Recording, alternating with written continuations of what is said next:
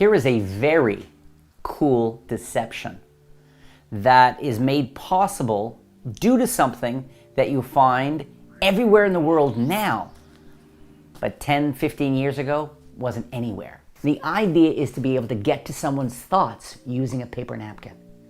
Say, I'm going to try to read your mind using a paper napkin, because have you ever got a paper cut? They really hurt, right? Well, I've got many layers here. I've sharpened them. I'll be slashing at your head, getting into your mind. At that point, they back away. They're not sure what to do. You say, no, I'm going to try. So Chris, my forever loyal guinea pig in these experiments, paper napkin and marker. Going to give this to you, my friend. Okay, take them both. I want you to think of any word in the world, okay? You take your time. I know you're looking for a surface there. Any word in the world, and he really can choose any word in the world. And you look away, say, I want you to write on the napkin any word in the world. And I'm going to try to get a sense of psychic touch. I'm going to turn around. I want you to put it on my hand with the word facing down, okay? I'm going to leave it right there, okay, like that. And people can see that there's no way, and you guys can see, watch my eyes here, nothing weird. There's no way you can see through the paper. Nobody can see through the paper in the least. You say, I'm just gonna get a sense here. Let's see if I get a sense. In fact, I'm gonna ball it up so you don't think I can do any kind of funny, and hold it in my hand. It's that fair. Okay, I'm getting a sense. Getting a sense.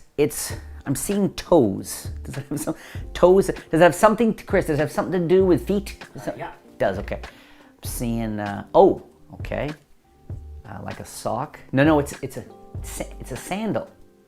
No, is the word shoe? Did you write shoe on here? Yeah. Let's see whether I got shoe.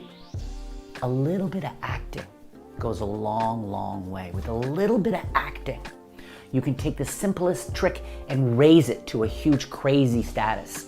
And this is a great example of this, because this is exactly what it seemed to be. People can name any word, think of a number, and you can get a sense of it and then reveal it in any way you want, just the way I did. I mean, really shocking potential. But to pull it off at the right time and place requires some very subtle acting on this. And I didn't use a sleight, not a single sleight. Gimmicks, not a single gimmick, okay? So how's it done? Chris, if you can pan down to the table for me here. I'm going to show you how this principle works here. We've got everything on the table in the shot, I hope. I'm going to show you how this principle works. Now, I don't know how you guys are. It's different when I'm doing a set show, but when I'm sitting around with friends, I'm at a coffee shop or a restaurant or something, it's not surprising to get this kind of stuff going. There's usually a marker around. Maybe I'm doing something with a marker or a pen. Maybe there's a drink around. Of course, there's usually at least a few cell phones kicking around. Bills, money, magazine, all this stuff.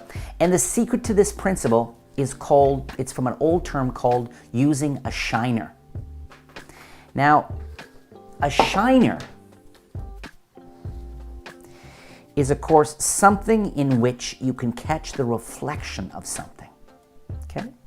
Now, at a dining room table, what makes for a great shiner is a butter knife, a nice, wide, simple knife. Got a great potential to be used as a mirror, and in fact, in the Old West, and even in the time between now and then, when dealing cards, dealers would have a knife if there's a set table there and you're having a casual, friendly game. If you look at the reflection in the knife, you can see the index of a card. Now, obviously, if you're dealing over quickly, but what they do is deal up the cards and then have one card, sort of while people are getting their cards up, you just have to do this and this, and you can look down and see the reflection in the knife of the index of the card. So that's a shiner. A glass-covered table makes for a great shiner, okay? And in fact, my favorite shiner, either with mine or somebody else's, particularly when the phone is turned off. This is an amazing shiner. Anything you hold 2-3 feet above it for just a beat, you practice your angles, your glance downs, and you can see the whole thing. Which is why the principle I'm going to show you, you can have somebody borrow a bill, say fold it in half and write it on here. A bill works nicely, and when you fold it in half, there's no chance of it leaking through. So they can write it on a bill, they can write it on a business card, they can write it on a magazine, okay?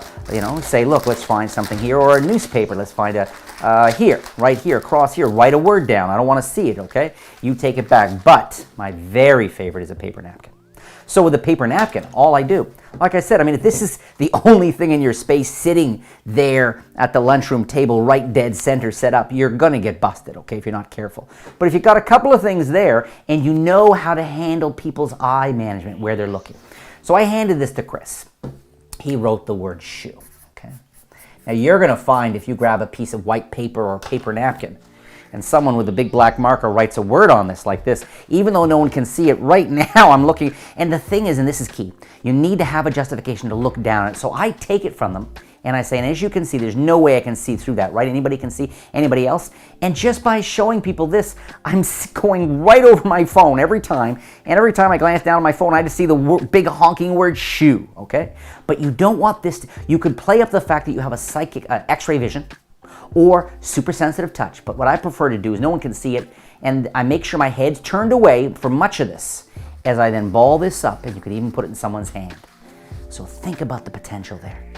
Any word, any number, their middle name, their aunt's, the year the aunt died, anything you want. They can write it down on a piece of paper, and as long as you handle the situation in an easygoing way, you can, thanks to your phone being turned off, you can like amazingly divine all this super private information. Speaking of crazy ass mentalism tricks, I taped something last week, and I'm going to share it probably next week, maybe the week after.